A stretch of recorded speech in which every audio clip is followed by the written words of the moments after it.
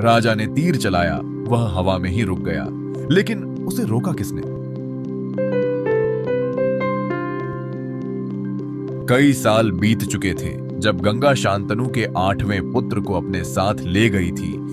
शांतनु हस्तिनापुर पर राज तो कर रहे थे, लेकिन उस बच्चे की याद कभी नहीं गई। वे अक्सर गंगा के किनारे शिकार पर अकेले निकलते थे।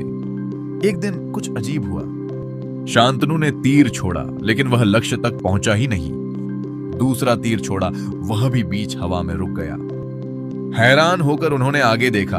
दूर एक युवा योद्धा खड़ा था, शांत, एकाग्र, हाथ में धनुष।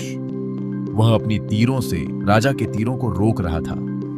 इतनी सटीकता शांतनु ने पहले कभी नहीं देखी थी। राजा उसके पास पहुंचे और पूछा, तुम कौन हो?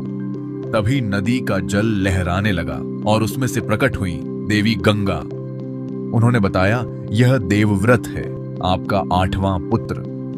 यह सुनकर शांतनु स्तब्ध रह गए। देवव्रत ने अब तक असाधारण शिक्षा पाई थी।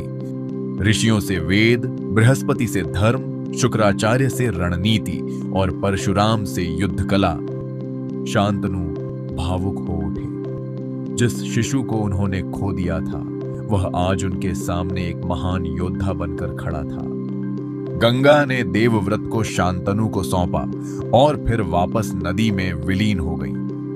उस दिन के बाद देवव्रत हस्तिनापुर का गर्व बन गए। सबको लगा अब यही आगे चलकर राजा बनेंगे, लेकिन किस्मत ने उनके लिए कुछ और ही तय कर रखा था।